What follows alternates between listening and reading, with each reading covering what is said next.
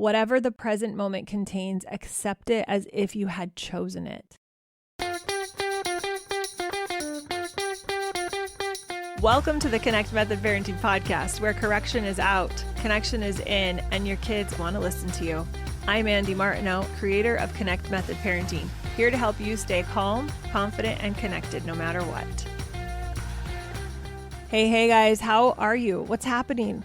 All right, I'm giving myself high fives, which my kids always laugh when I do that. But I'm so proud of the work that I've done on this podcast and the people that I've met through this podcast and the lives that have been changed because you guys are showing up, you're listening, and you're applying this material. Some of you are doing it on your own. Some of you are doing it with me in league. I am amazed by all of you. I'm so thrilled that Connect Method Parenting is getting out into the world. Thank you for being part of this journey. I truly am honored. Okay, so let's talk about this episode. We're going to talk about acceptance. And if you have been working with me in league, you're probably rolling your eyes because you hear me say this word, accept so much, because it's one of the keys to getting our nervous system to calm down, to go back into parasympathetic. But I'm going to do a slightly different spin on acceptance today. And we're going to talk about how accepting requires effort. So I teach this inside of league all of the time. Sometimes I use the word accept. Sometimes we're going at it in a different way. But, really the bottom line is to accept, to stop resisting, to find peace, neutrality, to make sense of it. And we're helping our nervous systems navigate what have been very tricky situations where we've gotten really activated, where we've been resistant, and looking for the path that will allow our nervous system to calm down. So I'm helping moms learn and implement this in my Connect Method Parenting group league 24/7. That's my happy place. I love office hours because that's where we do so much of the live interactive work of taking these principles like acceptance and then figuring how to embody that in our nervous system with a specific situation. That's where it gets tricky for our brains. We might conceptually and cognitively get it and have no resistance to the concept of acceptance. But then when our child throws a fit for the 100th time, or our teenager starts using swear words or breaks curfew,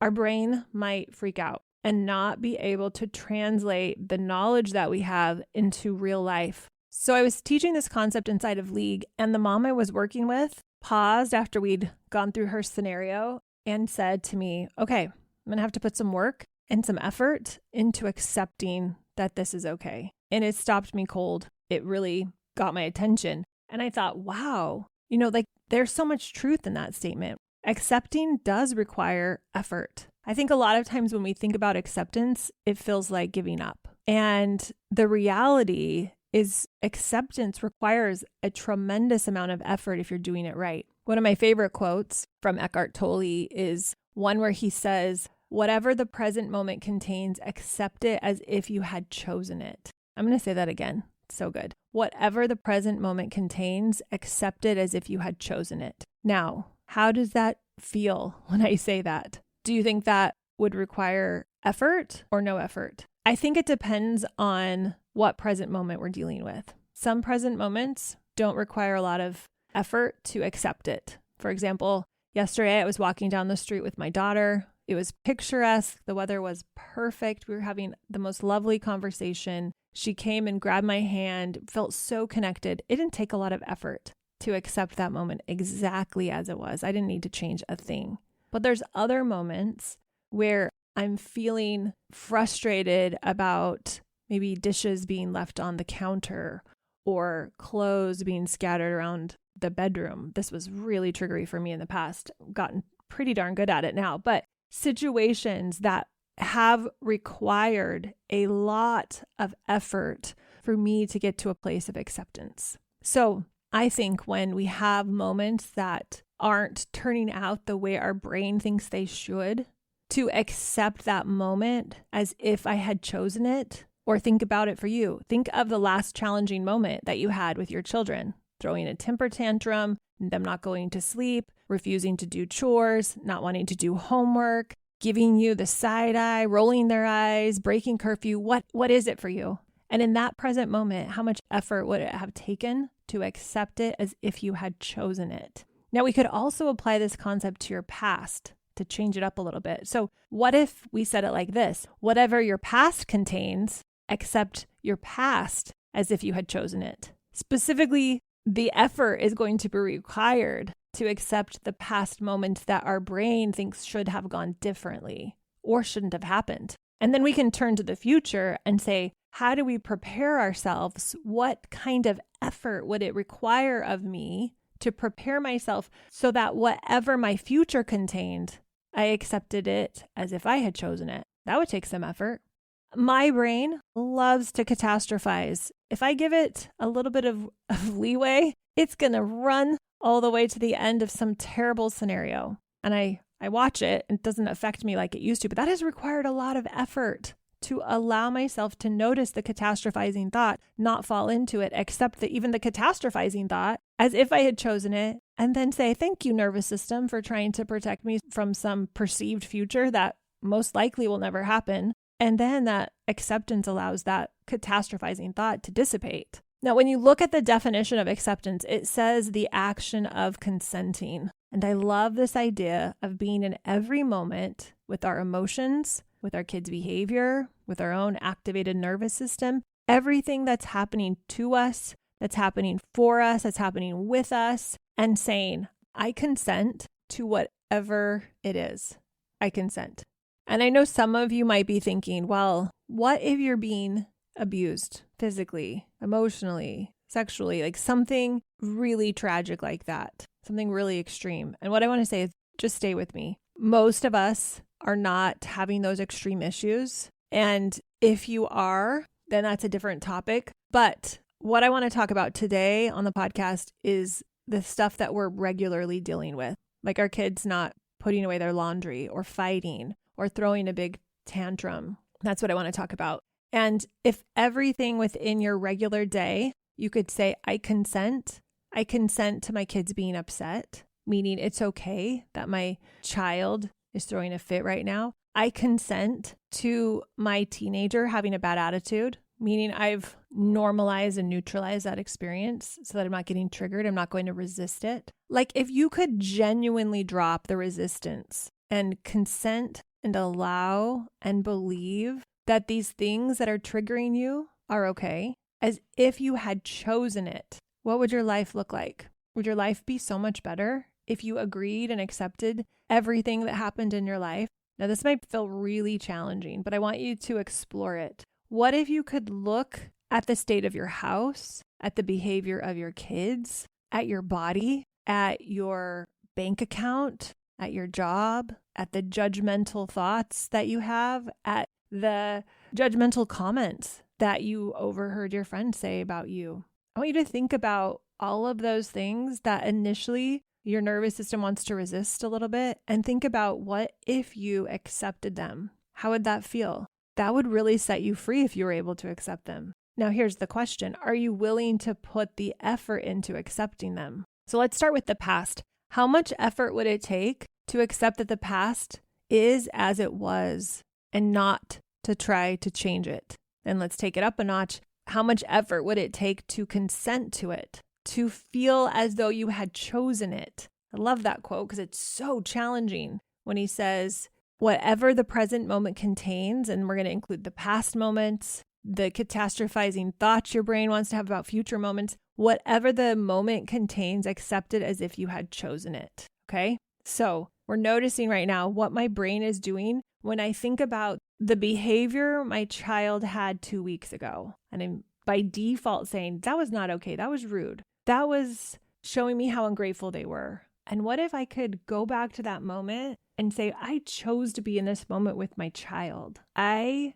choose it. I don't resist it. I'm here. How does that change everything for us? For me, when I think about that, and I want to be clear before I go there, let me backtrack a little bit. What I want to say is by me consenting or accepting it or choosing it, using multiple ways to say this, when I get into that place, I'm not condoning, I'm not encouraging, I'm not enabling. I'm simply saying, this is what's happening. And I'm choosing to be here without resistance because that allows me to show up with a calm, regulated nervous system and navigate what could be a tricky situation in a way I deeply respect. So think about how much effort it would take to accept the past as it was, to not try to change it, to consent to it, and then to possibly let go of any resistance you have to it. And if your brain is saying, oh my gosh, but if I don't fight against or resist or have judgment or get frustrated about this behavior, about the kids not sleeping, about my teenager's bad attitude, whatever it is, then it's not going to change. And here's the truth. Resisting it isn't going to change it, because when we resist, our nervous system is activated. Our prefrontal cortex isn't working very well. We can't access the higher thinking that we have. The more compassionate and empathetic ways of being go offline. We're just in fight or flight, which doesn't create a better result. It doesn't allow us to love how we showed up. So I'm offering this idea of freedom and also a path that will lead us to more respect for who we're being as a parent. So to not argue with the past, to not think it should have been different, to not think it should have been better, to not negotiate with it.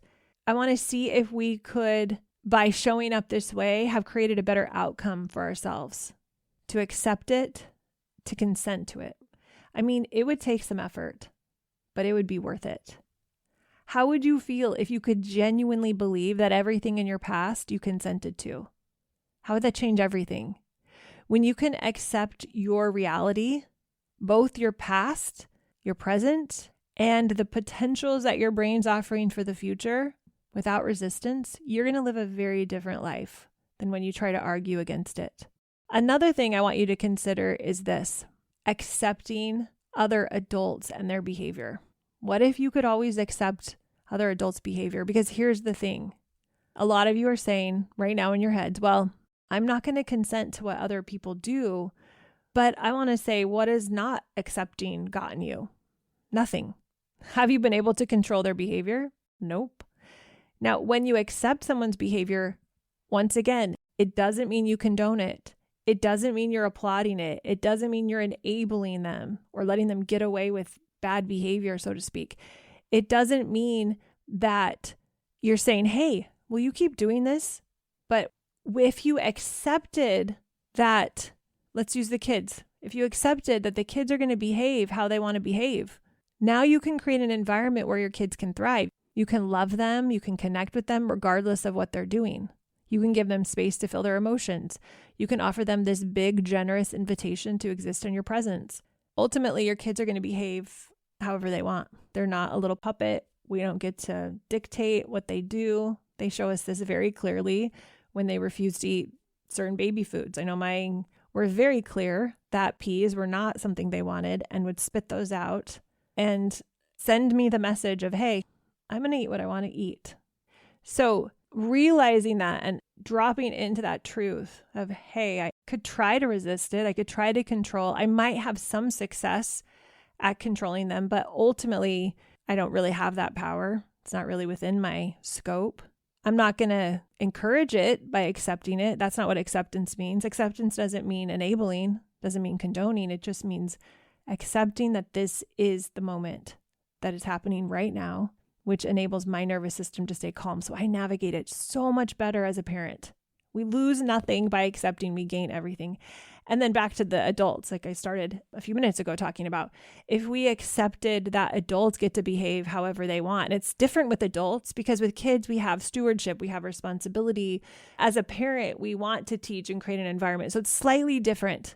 But with adults, they get to be whoever they want to be. Adults get to do whatever they want to do. And unless they ask for it, they don't need to do anything that you tell them to do. They can do it without your consent, without your input. And what if you genuinely accepted that? I think that would be an amazingly powerful thing to do and amazingly beneficial in your life to be able to consent to things that you have no control over. And ultimately, that's what we're doing today. That's what we're talking about.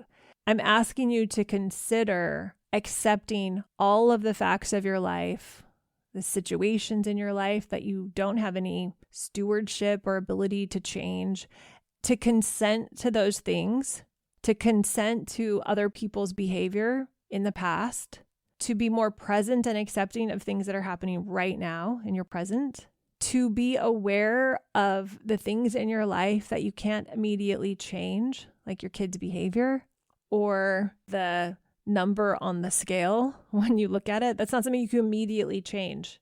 Or the weather, that's another good one. Or your bank account. A lot of times we'd like to change that, but it's not something we can immediately change. It takes time. So are we willing to put in the effort to accept those things that we truly can't change? Can you accept that everything you have in your life is because in some part you created it? Can you accept that the reason why you haven't developed, let's say, more patience is because you have been unwilling to consent to being more patient, to believing in that for yourself? Now that might make your mind freak out a bit. We're going to dive into it because it certainly made my mind freak out a little bit. I did not want to believe that I was not being more patient because I was lacking acceptance. But as I untangled this for myself, that became very evident that that was contributing to my lack of patience. One of the things that has come up for me recently that's connected to this idea of acceptance is the capacity to have. And I was talking with a friend. We both had hit some major goals that we'd had for a long time. And we were both feeling terrible. Lots of stress and worry and anxiety, alarm, frustration, just so many emotions that didn't feel consistent with how we thought it would feel when we hit these big goals. And as we were talking about it together, we realized that our capacity to have the joy, the fulfillment, the abundance was growing, and it was uncomfortable. We don't often think about it like this. It feels a little bit upside down, but having more money, more joy, more love requires an ability for us to have that in our life. The capacity to have it needs to be there, or it needs to grow so that we can hold it. And I feel like I'm on the other side of this particular experience with that. That was probably 3 months ago I started feeling this, and it threw me off. I was so confused by it. Probably actually started 6 months ago. But now that I've been aware and accepted and increased my capacity to have, I feel so much better. So learning to accept and consent to what you have in the past and consent and accept everything that you have in the present might feel uncomfortable. And it requires the capacity to have all of the positive and all of the negative. And both require skills, growth. I don't know how to describe it. It's really fascinating. So let me give you a parenting example. Can you accept or consent to being a patient, connected parent in your future? Can you accept and consent to that? Now, I'm sure you're listening to this and saying, of course, that's exactly what I want to be. I want to be patient. I want to be loving. I want to be accepting. No problem. But the ability to have an increased capacity to be patient, to be loving, to not judge requires effort to get there. It requires your effort to believe. It requires your effort to let go of all the constraining and contrasting thoughts that you have about it. You're going to have to give up your story that you aren't connected. You're going to have to let go of every belief that causes you to judge or resist your child when they do all those things that trigger you. All the times they've done that in the past, all the times they'll do it in the future, you'll have to totally deconstruct and then reconstruct your belief around how your children should behave. And the deconstruction and the reconstruction will demand of you a capacity to have bigger emotions, both positive and what we call negative. You'll have to create a new way of being when your brain wants to jump to resistance and frustration. You're going to have to hold that resistance or frustration without letting it drive. You're also going to have to hold the ability to love more deeply and profoundly than you ever have, which sounds like that would be easy, but it does require effort to develop that ability. And it's so interesting that this just happened with my good friend, Rebecca, and I. We were just talking about it because we were both a little bit thrown off that we were so uncomfortable having so much goodness And part of it, I think, was the death of some stories we had about ourselves. They had to die, and it was very uncomfortable. My stories, I had to let go of some stories I didn't even know were there. I was resisting being the person who could create this reality for myself. And I felt guilty. I felt judgmental. I was very resistant. I'm like, I don't deserve this. This shouldn't be happening. Why are we doing this? This is so indulgent. And that was very illuminating. And when you are changing your story, that will be required to have more patience with your kids, that will be required to be more loving with your kids, that will be required to have the belief that my kids are doing the best they can in this moment, period. And if they're doing terrible, it's because their nervous system or some subconscious story or a trigger, something is keeping them from tapping into their full potential. In order for you to fully embody that, another belief that's trying to stop you from believing that will have to die. And I did that work and I felt that years ago, but this is a process that continues to recycle as we up-level more and more areas of our life. It also is a cycle that will repeat as your kids are getting older and changing. I've had to go through it as my kids are becoming adults, and I still have some teenagers at home, but each stage requires a new level of ability or capacity to hold something new. So let's circle back to what I was saying about showing up as a more patient, connected parent, because you all are raising your hand saying, yep, pick me. I want to be that person.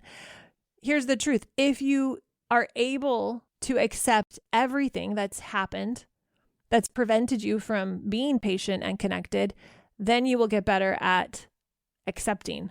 You will get better at being patient. You will be better at feeling connected. You'll start to accept the things that you can't yet believe. You have to drop old stories. Parts of you will have to go by the wayside. And that is really where I find the most powerful use of the skill of accepting. It's not arguing with anything that's ever happened and not arguing with the possibility and the potential of what's in our future.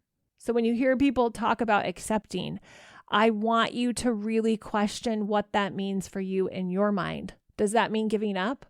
Or does it really require effort? Does it require that you go to work? It's easier to accept, much easier to accept everything that's unconscious within us because they've always been there, or most of our life have been there. We accept them without really a deliberate choice. But what I'm talking about here is identifying things that we want to accept that we've been fighting against, that we don't unconsciously just accept. And most likely we've been arguing against them. So if we look to the past, we've argued against or not accepted, fought against, resisted, you could use whatever word you want, against maybe our child not going to sleep the way we think they should, or not obeying the way we think they should, or not turning their homework in the way we think they should, or eating the way we think they should. And so we've argued against those things. What I want to ask you is, what will it take for you to accept that the past happened and there's no use fighting against it? I've said to myself before that if something happens and there wasn't some intervention that prevented it from happening, I'm going to trust that that is the way it was supposed to happen. I'm not talking about predestination. I'm talking about the fact that the clock has ticked and that event happened and I can't change it. So I'm just going to trust that if it was supposed to change, something would have interrupted it. So the fact that it happened, I'm going to allow myself to accept that it happened. Does that make sense? Just accept that it happened. This is not a moralistic statement. This is not a predestination statement. This is just when something has happened and I literally have no control to be able to go back and change events, I'm in a better place moving forward if I allow the fact that it happened to happen without resistance.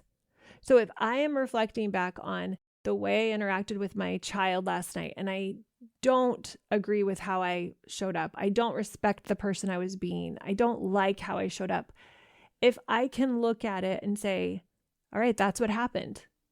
And I was doing the best I could. And I don't like that the best I could do was pretty low on the scale last night. Let me understand what happened. Or my child was really struggling last night and that's what happened. And that's it. That's the best we could do. That's the best he could have done. So how can I show up as I reflect back on that moment? How can I show up for myself and my child in a way that allows me to learn from that event so that I can do better or he can do better in the future? So what will it take for you to accept that the past is the past and there is no benefit to resisting it? The present is only here to teach you what you need to know, and the future is something you are creating. Still up in the air. Even if your brain has a catastrophizing thought and is pretty sure that's what's happening, it's not. Most of our catastrophizing thoughts, 99.9% of them never happen. It might even be less than that. All you have to do is claim the acceptance of the moment. Anything you have the power to imagine, you have the power to create in your life. And the minute you genuinely, truly accept that the past is in the past, and I'm going to believe everyone was doing the best they could, and I'm going to learn and grow from it, then I can make something new in the future. I'm not tied emotionally to the past. I'm not reliving the past through the thoughts I'm having, through the emotions I'm feeling. I promise you that putting effort into accepting and consenting is going to help you create the life you want. All right, you guys, that's what I have for you today. I love you all so much. I can't wait to talk to you in the next episode. Thank you for listening to the podcast. Have a fabulous rest of your day. Go connect your face off with your kids. Love you all. Ciao.